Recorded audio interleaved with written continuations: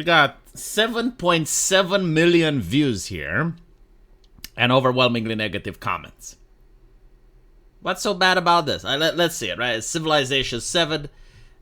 We get to play as the freedom fighter Harriet Tubman. I never lost a passenger. Never crashed my train. Well, not many can say the same. Born Araminta Ross to enslaved parents in Maryland, Harriet Tubman escaped from slavery and dedicated her life to saving countless others via the Underground Railroad. Facing difficult odds, Tubman quickly moved enslaved peoples through a network of safe houses and across treacherous terrain to reach freedom. Harriet Tubman excels at operating in secret, which makes her an excellent spy master. And if war becomes inevitable, she has the resilience to persevere. Okay, so let's analyze why people find this to be controversial. Number one is the timing. In propaganda, there is this concept called perception is key. In other words, it doesn't mean what's true or not, it's how people perceive it. And so a lot of people, when they hear the word propaganda, they think about government and politics. The reality is that this right here is propaganda. You got a corporation that's trying to sell you a product. It's trying to sell you a narrative. And so how people perceive it is going to suggest if this propaganda is good or not. Again, the timing of releasing the game during the middle of a cultural war, it's the exact same thing as if I were to release the game named Diablo during the Satanic Panic. Like, it really doesn't matter what your game has. It really doesn't matter the story or anything like that. The simple fact that people are already primed and agitated over something, and you're releasing a game called Diablo, it's going to be received as such. And it's the same thing like if I was to release a pro-communist game during the Red Scare, right? You're going to get people upset without even looking. So, like, perception is key. Now, regarding this, if it was an anime, no one would say anything. I fully guarantee to you, if this game came in 2014, no controversy whatsoever. But because it comes up now, people are asking, what is the intent of the developers? Like, this is what everyone is trying to say. What are the developers after? Like, are they trying to lecture me as the customer? Are they trying to educate me? Or are they trying to create entertainment? And so, I can't say just by watching this trailer. The thing with Civilization is that it's not a historically accurate game at all. Like, literally no one plays Civ in order to learn about history. And so, Civ is more like a strategy game that's designed for entertainment. And as such, up until now, you could only play as world leaders.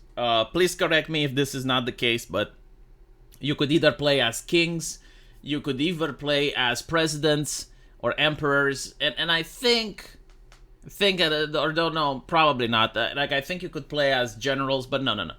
No, you couldn't play as anything else. If you wanted to play as Harriet Tubman, there would be mods for that, right? So, like, we're witnessing a change in game design. We're witnessing how they're doing this, where you can now play, I guess, like, important people from within a society. And so, if I only see that this is only for the Americans, like only in America you get to play as Harriet Tubman, but like you don't get to play as other important characters from Germany's history or Russian history, then that would symbolize to me that, yeah, like, this is political. Like, the developers are making a political statement. Like they're saying that this person was more important than anyone else in Russia, anyone else in Canada, anyone else in, right? And so then it would be woke, because the intent is to lecture, is to educate the public about their ideology. If I also see that this is done only one way, like, let's say they go to Britain and they also find a minority, and then they go to Germany and they also find a minority, but like they don't do this to Africa. Like when you look at African nations, it's only black people. When you look in Asia, it's only Asians, right? Like, if you don't get to play as Japan as that white samurai guy that's starting on Netflix right now, but you constantly, like, go to European nations and you have minorities everywhere, that again symbolizes the intent. It tells me what the developers were after. And so it begs the question, like, how much did they invest into the ideology and how much they care about the ideology versus how much they care about the entertainment. And finally, like, why do people dislike it? Well, I see people in the comment section say stuff like, can I enslave her again? And all of a sudden, people are outraged. You're like, okay, so you're basically advocating for artistic freedom. You're basically saying that a company should be able to say whatever it wants, but you don't like the criticism. Like, you don't like average people voicing a joke. Why? Why is that? What if I say, Trump has won the elections. You guys don't have to do this anymore. Why is jokes about the subject all of a sudden haram? Like why it pisses you off so much? And the answer is because you view this as sacred. You view this as a Bible. You're viewing this as a religious person reading from the Quran, and you're viewing my jokes as blasphemy. That's how you're acting. There is no other way to interpret this, because if I were to judge anything else, scratch that. If I was like in 2014 to make a joke about a video game, no one would fucking care. But like all of a sudden, some retards are treating video games as if they're sacred, as if they're like religious gospels ordained by the church, and everyone has to like it. And if you don't like it, you're a bad person. Like, I'm sorry, video games are not a Rorschach test. Like, anyone can have their own opinions. It's not the job of people to buy the video games. It's the job of companies to sell them. And this is what I think the controversy is about. Like, people are wondering if it's woke or not. Now, if you're asking, like, so what if the developers are woke? Well, to me, it kind of pisses me off because there is a game that Sid Meier made, and I absolutely loved it. Right? Like, it was one of my favorite games from my childhood, and they haven't touched it ever since, specifically because woke ideology won't allow them.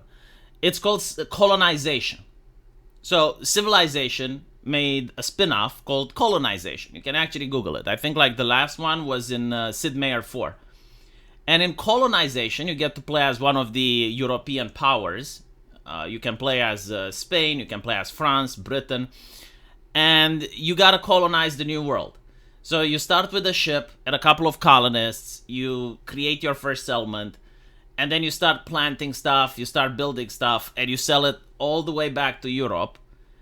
And then you get resources from Europe in order to improve your colonies, and you keep developing, and then you build up an industry, you create weapons, you eventually create liberty bells, like you're spreading the revolutionary spirit, and then you declare independence to Europe because the king starts taxing you over and over until it becomes unsustainable. And then the king sends a huge army after you, and if you win that, you win the game. And you have to be like the first colonial power to do this, because you're also fighting against other colonial powers. You can make alliances with them. You're also trying to colonize the land, and you're fighting against the natives. It's a really awesome game. Never gonna be made. Never gonna be made. Not with this culture. Never gonna be greenlit. Even though like the game wasn't being racist or anything, it was trying to be disrespectful. Never gonna happen. Never gonna happen. And so this is what pisses me off about this ideology that restricts creativity, right? And then the other reason why people are complaining is the history of the Harriet Tubman. Like, much of the history that's being taught in schools are usually overly simplified. I'm not talking about Harriet Tubman right now. I'm talking about history in general. And this is true in all countries. Like, much of the history that you learn in schools is through a black and white lens. In other words, like, this is good, this is bad, right? And they give you like a watered down version of history. But if you actually study history, you realize that, well, the people you read about are complex individuals, and they're human beings, so they have like flaws and qualities as well. And so when you have someone that will post something historically accurate about these characters, it causes controversy, because you have like the people like, no, they never do anything bad. Then you have the people, no, actually, here's, what you can actually learn if you read outside of the school textbooks. Like, for instance, in this case, with Harriet Tubman, I found, I don't even know if it's true. I'm not that aware of American history before World War I. Like, no. Look, I know a lot of history. I know European history. I know my country's history. I know American history, but up to a point, So I generally like do not know about Harriet Tubman, but like people are saying that, well, she only saved her family and a few others, so like it's not But it's enough to trigger others, right? Like it's enough to upset others in the comment section. And to me, this time period reminds me of the 2014-2018 era. So like in 2014, you had the social justice activists, right? And they came from Tumblr and the academia, and they were pressuring companies to make changes. And the companies eventually listened to them, and we got the gaming we have now. And so a lot of people are now trying to pressure the companies to revert to those changes. And it seems that companies are listening because they notice it's not profitable, right? And so this is still, like to call it a culture war is not really correct. It's like more like companies tried something else for a while and it didn't fucking work. And now gamers like, can we have our entertainment back, right? Like, can you stop focusing on politics and focus more on entertainment? In the case of Civ, I don't know if they're focusing on politics. Again, I would have to see if they add these minor characters to other nations, right? Like, if I see that they're adding Rasputin to Russia, I'll be like, okay, fine. That's okay. You know, it's not a political statement. But if I see like they're adding minorities throughout Europe, and when you look at Africa, there's no reverse, like there's no reciprocation, there's no two-way street, then I'll say, yeah, it's definitely a political statement. We'll see. You know, personally, when it comes to Civ, if I was to make Civ 7, I would have gathered all the people that I can and try to figure out how to get this game to work in multiplayer. Because the previous Civs, they do have multiplayer, but because it's a turn-based game, it takes a lot. You get to spend like 10, 20 hours playing it. A lot of people drop off, even though they're not losing. They just don't have the time to keep the game up anymore. And so multiplayer is a component that I would actually look into. Like, I would definitely direct all the resources to try and figure out a way how to make the game fun in multiplayer. And so that is where the resources should be allocated and nowhere else. We'll see, again, usually in order to do things like this, it's not as cheap, right? Because you think, oh, it's just a video game, they just slap a black character and they call it quits. No. Like, usually they gotta pay diversity officers, they gotta pay sensitivity readers, they gotta pay, actual activists and consultants. Like this is more expensive than you think. And my question is, couldn't that money be spent elsewhere? We'll see, though. Let me know what you think, and I'll see you in the comment section. Take care.